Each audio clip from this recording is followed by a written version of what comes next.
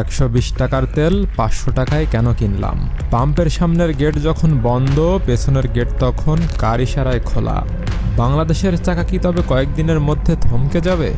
আজ আমি আপনাদের দেখাবো বঙ্গোপসাগরের জাহাজ থেকে আপনার বাইকের ট্যাঙ্কি পর্যন্ত তেল চুরির সেই ভয়ঙ্কর রোডম্যাপ। বিশ্বজুড়ে ইসরায়েল, ইরান, আমেরিকার যুদ্ধের দামামা, সাগরে গোলাবারুদের গন্ধ, কিন্তু বাংলাদেশে তো তেল আসা বন্ধ হয়নি। তবে কোথায় গেল এই তেল?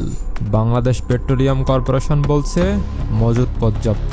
মাদার ভেসেল থেকে লাইটার জাহাজে তেল খালাসও হচ্ছে।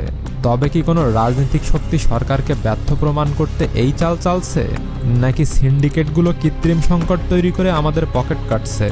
ম্যাজিস্ট্রেট সাহেবেরা সামনের গেটে রেড দিচ্ছেন, লাভ কি? যখন রক্ষকই হয় ভক্ষক। অভিযোগ আছে কিছু পুলিশ সদস্য ক্ষমতার অপব্যবহার করে ডিউটির কথা বলে পাম্প থেকে তেল নিচ্ছেন, যা পরবর্তীতে পৌঁছে যাচ্ছে গ্রামের অলিতে গলিতে। আবার কিছু পাম্পের মালিক খোদ প্রভাবশালী রাজনৈতিক নেতা, যেখানে প্রশাসন টু শব্দ করারও সাহস পায় না। পাম্প মালিকরা রাতের আধারে 10 থেকে 15 টাকা বাড়তি লাভে তেল ছেড়ে দিচ্ছে কালোবাজারিদের কাছে, যা রাস্তায় বিক্রি হচ্ছে 400 টাকা পর্যন্ত। সংকট এমন পর্যায়ে যে কিছু বাইকার হয়ে উঠেছে ডেলিভারি পাম্প। সবসময় ট্যাঙ্কি ফুল রাখা এই চক্রটি রাস্তায় কাউকে বিপদে দেখলে সাহায্যের হাত বাড়ায় না, বরং কড়া দামে তেল বিক্রি করে ব্যবসা করে। আমি নিজেই আজ 500 টাকা দরে 2 লিটার পেট্রোল কিনতে বাধ্য হয়েছি। সিস্টেমটা অনেকটা দারাজের হোম ডেলিভারির মতো, ফোন দিলেই তেল হাজির, শুধু দামটা আকাশচুম্বী। আমার কাছে প্রমাণ আছে, কিন্তু সব তো নিজের কাছের ভাই ব্রাদার।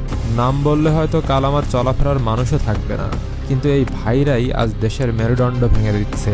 কি হবে যদি 3 দিন এই তেল সরবরাহ বন্ধ থাকে? বাংলাদেশ চলবে না, কারেন্ট থাকবে না, কলকারখানার চাকা ঘুরবে না, ব্যবসা বাণিজ্য সব ধসে পড়বে।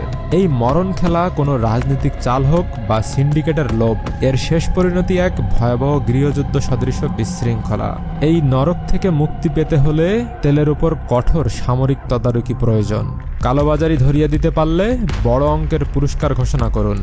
শুধুমাত্র বড় বড় পাম্পগুলোতে ম্যাজিস্ট্রেট কর্তৃক রেট নয়, সেই সাথে গ্রামের অলিতে গলিতে ছোট ছোট বিক্রেতারা এবং বিশেষ করে মোটরসাইকেল গ্যারেজগুলো কঠোরভাবে রেট দেওয়া হোক। সরকারকে বলবো সামান্য ভর্তুকি দিয়ে হলেও তেলের দাম সাময়িকভাবে কমান। বাজারে যখন তেল অ্যাভেলেবেল হবে তখন এই মজুতদারি সিন্ডিকেট এমনিতেই ধরা খাবে, কারণ বেশি দামে কেনা তেল তখন তারা কম দামে বিক্রি করতে বাধ্য হবে। পাম্প থেকে